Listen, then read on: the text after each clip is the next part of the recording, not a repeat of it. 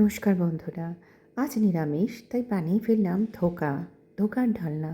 আরে ধোকা তো সবসময়ই খাই, আজ না একটু ধোকার ডালনা খাই।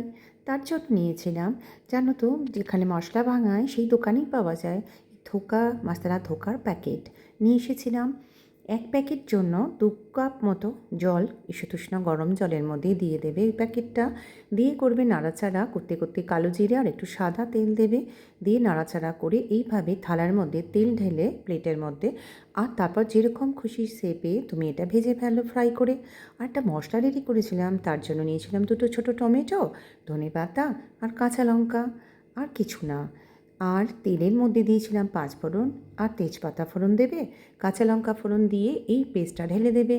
দেবার পর এক এক করে, যেমন ঝালের লঙ্কা একটু, যে যেরকম ঝাল খাও সেই পরিমাণে কাশ্মীরি লঙ্কা গুঁড়ো একটু দেবে।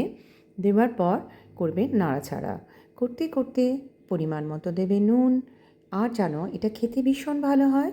আর সামান্য দিলাম হলুদ দেওয়ার পর আবারও করলাম নাড়াচাড়া করতে করতে। আর বলতে পারি তোমাদের, এটা ভালো করে মশলাটাকে কষাতে কষাতে একটু নুন দেবে, আর তারপর একটু চিনি দেবে। মিষ্টি না হলে কিন্তু নিরামিষ তরকারি ঠিক স্বাদ আসে না। আর তার সঙ্গে কিন্তু আরেকটা জিনিস, সেটা হচ্ছে ঘি। তো এবার নাড়াচাড়া কষালাম, এবার দেবো লাস্টে আদা। বন্ধুরা, প্রথমে আদা তেলের মধ্যে দেবে না, অনেকেই দেয় দেখেছি, যাতে মশলাটা একটু তিরকুটে হয়। লাস্টে দিয়ে ভালো করে কষিয়ে ঈষদুষ্ণ গরম জল ঢেলে দেবে। দেওয়ার পর এবার যখন ফুটে উঠবে, আমার ভেজে রাখা ধোকাগুলো দিয়ে দেব।